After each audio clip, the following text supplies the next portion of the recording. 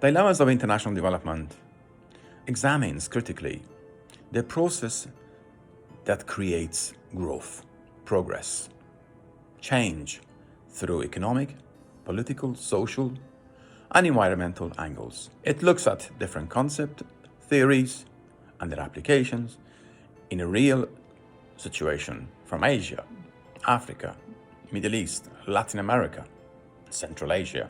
It looks at different questions. Why different problems exist in so-called poor countries? And what are the solutions? Why there are some countries or communities are rich and the others are poor? Why some countries developed faster and the others slower? Why some countries are fall into conflict and the others survive in peace? We examine these questions throughout the module. This video is in 4 main parts. 1. An explanation of the module and coursework by students who studied the module last year. 2. A short video to provide a basic definition of development. 3. Analysis of the video. And 4. A short lecture to define the concept in a historical context. So during Dilemmas in International Development, you are introduced to so many key concepts that you will use throughout your entire degree. Like, you start looking at colonialism, at modernization theory, dependency theory, neoliberalism, all sort of lenses that you can use to analyze different issues and different world events in so many contexts. And you'll start to look at key areas such as gender, governance, democracy, and sort of broadening your horizons to world events and analysing what is happening and why. The different ways it would link to the other modules I was taking, and because of how it would develop and deepen my understanding of politics, international relations, and international development. There were many ways in which this module would link to the other modules that I was taking, one of which would be the different concepts and theories that we were covering. The different concepts and theories that helps us understand international development would often link to the concepts of international relations, particularly how it helps us understand the challenges we face in regards to political, economic, and social development. Learning and deeply understanding the experiences of the third world countries and comparing it to the Western countries through the examination and analysis of the historical and political events that shaped contemporary politics, such as colonialism, imperialism, and the world wars. The coursework for this module is really well laid out. You start with 2 500-word sort of mini essays, and you choose your questions from a list that has been provided for you. And it's your first opportunity really at academic writing and at putting all the things like referencing and research and everything that you're taught into practice. I think it's a great way of sort of introducing essay writing, and obviously the feedback you get will be great for all the other essays that you will write during university. So it's a really good starting point. And then you have the group presentations, which are sort of a 10 to 15 minute per person, explanatory, case study based, referenced PowerPoint, and you sort of speak alongside it and you explain the concepts that you're presenting. It's a really good way to sort of get used to public speaking and to be confident in front of your classmates, and it is generally for most people the first proper presentation that they will have to do. So everyone's in the same boat, so there's nothing to be worried about. And then finally you've got your 1500-word essay, which is obviously a little longer than the first one, but you sort of put into context so many different things of what you've learned throughout the term into this one essay. What is development? Let's watch this short video to see how they define the concept.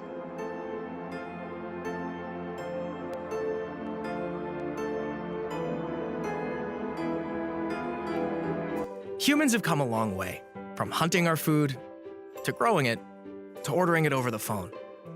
Life has gotten easier and better for most of humanity, as we've built advanced societies with many people leading longer and healthier lives made even better by modern amenities. This process is called development. We often hear people divide up the world into developed and developing countries. But what do those labels mean? The best measure is to take the size of a country's economy, its gross domestic product or GDP, which is the total value of all goods and services, from crops to cars and from waiting tables to writing wills, that are traded or produced within the borders of a country over a period, normally a year, and then divided by the number of people that live there. This is called GDP per capita. Some countries with a large GDP have a large population, so their GDP per capita might be relatively low. On the other hand, some countries with a small GDP might have a small population, so their GDP per capita might be relatively high.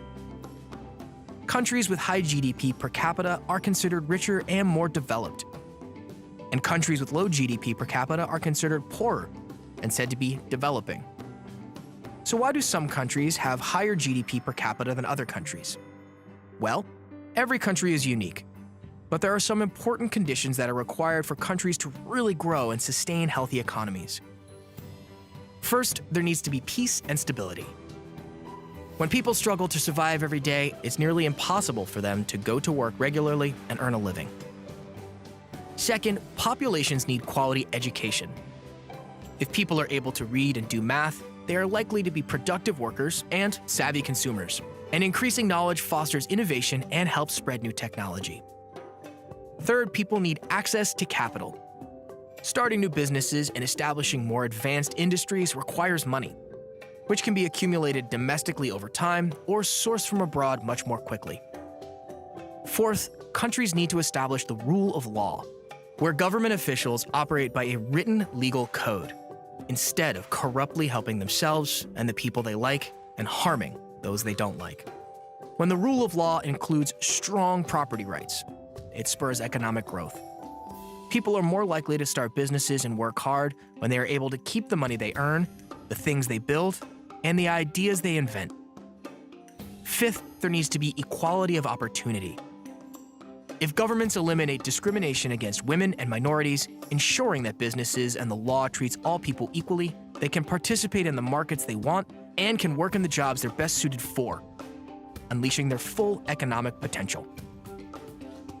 Many countries struggle to achieve these 5 preconditions for economic growth, but other countries frequently offer to step in and help by hosting peace negotiations, funding and supporting education programs, and offering cheap loans for infrastructure projects. But why would one country care about helping another country grow economically? Well, there's several reasons. Some governments value humanitarianism and simply view it as the right thing to do. We should all try to help our fellow humans no matter where they live. Countries can also help themselves by helping other countries. They can improve their own security. Poor countries are vulnerable to terrorists, pirates, and drug cartels. Those dangerous groups don't necessarily respect borders and often spread violence and conflict to other countries.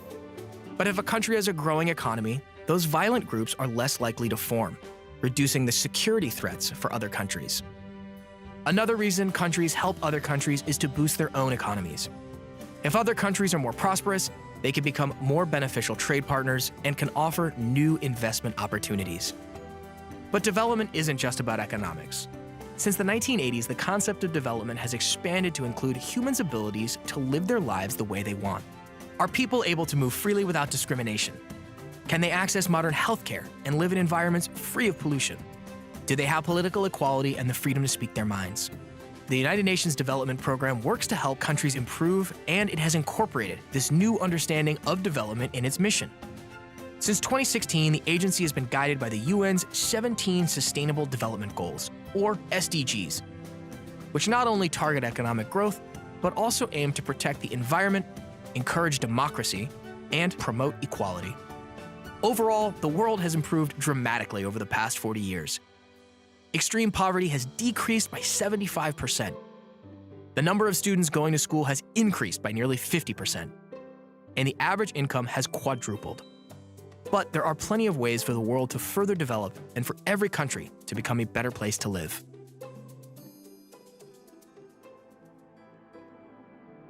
This short video gives us some understanding of development. However, it raises several questions and criticisms, such as: is measuring development using GDP, national income, accurate? When did the concept of development begin? How has development as a concept evolved? Should we consider the history of colonialism, international trade to assess development? We will answer these questions throughout the module. For doing this, we need to go back to the origin of the concept of development. The origin of the concept can be traced back to the colonial era. The imperialist policies of civilizing mission could be best example of what we understand by development. Colonialists have been always given the impression to the colonized people of being uncivilized and backward. And to get them developed or civilized, there was only one way. They have to imitate the Western way of development. In colonial definition, development has been defined to only infrastructural development, such as construction of road, railway, and telegraph. Other political and economic policies include English or French education, democratization, westernization of the colonies. Development had become a tool of fulfilling the imperialist agenda. This was implemented with the help of local collaborators, acting as an agent for development. 200 years ago, at the beginning of the Industrial Revolution in England, a new method of production used to turn the natural resources into a product. The process of production and exchange relations led to transition to capitalism first in England. The Industrial Revolution was born on the back of colonialism, with far-ranging consequences for the world. Soon, the other countries such as France, Germany, the USA joined in. They competed to have access to resources and market. The competition between the great powers led to two wars, 1914, 1918, and again 1939 to 1945. The Second World War replaced Britain as a great power with the USA. And of course, one has to also include USSR. In the post-war era, the USA represented a Western world that wished to encourage democratization. Hence, you have the famous Truman's speech on development program. President Truman putting the plan for global prosperity and eradication of poverty. Here is the extract of his video. That we must keep our full weight behind the European Recovery Program. Third, we will strengthen freedom-loving nations against the dangers of aggression. Fourth, we must embark on a bold new program for making the benefits of our scientific advances and industrial progress available for the improvement and growth of underdeveloped areas. I believe that we should make available to peace-loving people the benefits of our store of technical knowledge in order to help them realize their aspirations for a better life. Our aim should be to help the free peoples of the world through their own efforts to produce more food, more clothing, more materials for housing, and more mechanical power to lighten their burdens. Democracy alone can supply the vitalizing force to stir the peoples of the world into triumphant action, not only against their human oppressors, but also against their ancient enemies, hunger, misery, and despair.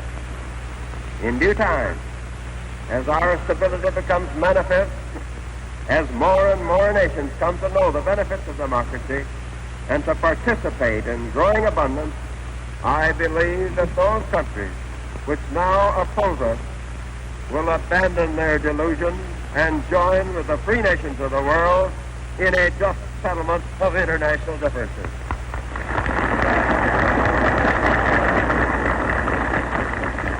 We will advance toward a world where man's freedom is secure.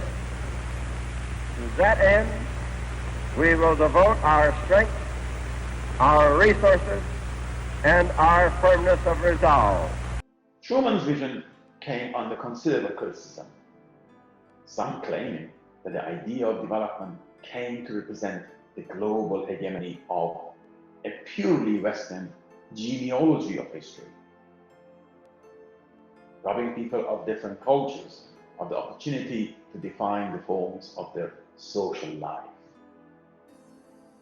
Others have also pointed out that global development within the post-war framework has primarily served the economic interests of the dominant and mainly Western economic powers, and this has systematically disadvantaged the global South. With its advanced scientific and technological power, the American administration believes that it does possess all the ingredients of an imperialist power to manage the world. Hence, a different definition of development emerged after the Second World War. We have colonial definition of infrastructural development, to the capitalist definition of trickle down, to the socialist bottom-up approach. Also, the structuralists emphasize on the state's role, with a neoliberal basic idea of restricting state interference and promotion of free trade, free market.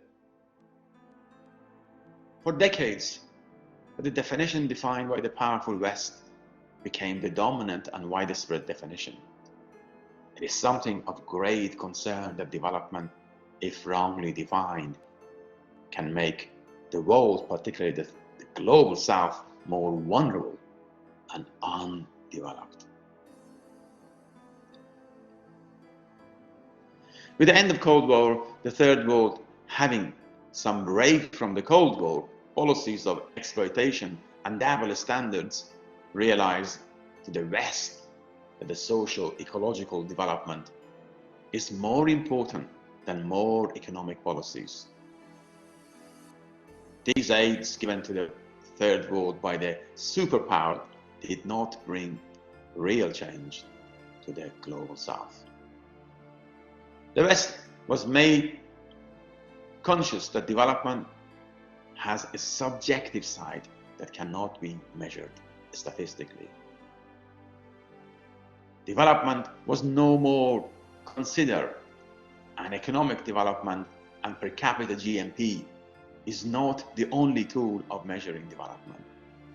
New tools of measuring development were discovered. Human Development Index was one such an example.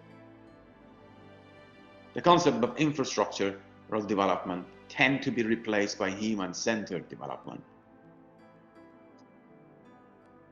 Concepts of freedom, choice, empowerment, participation, realization of human potential, sustainable development, justice, and social inclusiveness became the part and parcel of the definition of development.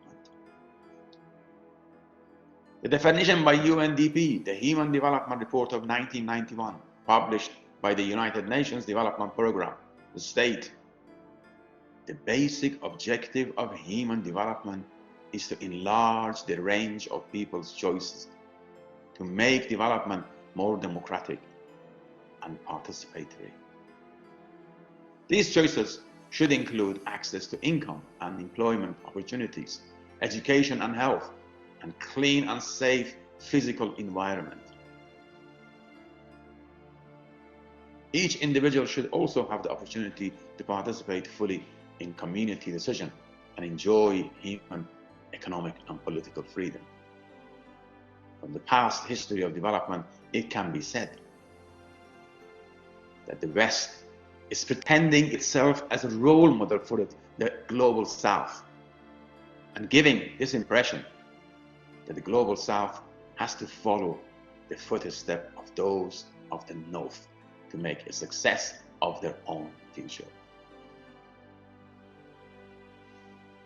Hence, development should be human-oriented, participatory.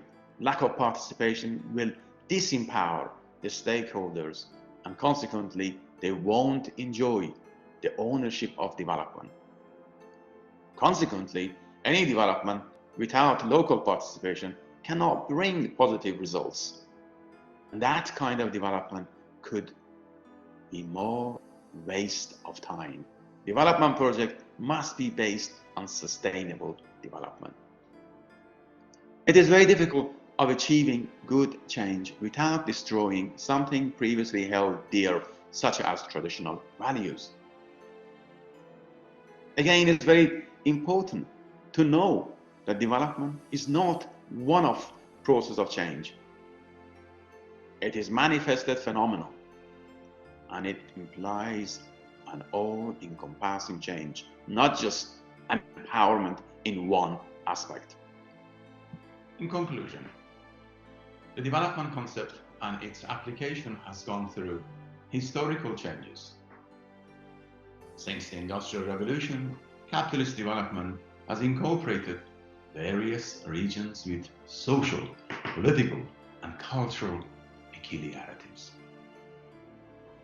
Capitalism is capable of tremendous growth and innovation, but it is subject to recurring crisis and continual turmoil, as the crisis solved in one area becomes a crisis in another place.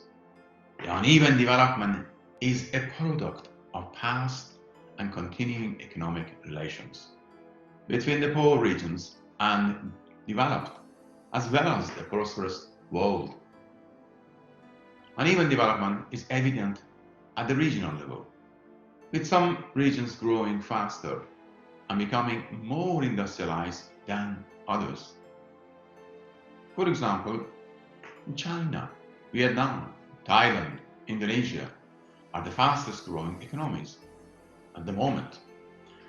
Uneven development shows social and economic disparities between different countries and within a country. There are rich and poor countries, as well as there are wealthy and poor people in a country. The result is marked disparities in living standards and quality of life for those living on this planet. The global economy has winners and losers, not just as a historical accident, but as a part of the process of economic development.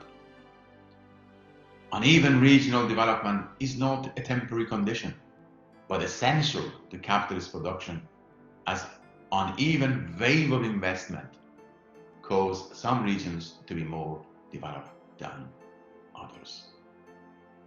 In the last 3-4 decades, as a result of capitalist development globally and nationally, the resistance has emerged against environmental issues, wars, unequal distribution of wealth, and this has become an important aspect of finding a way to solve problems of development.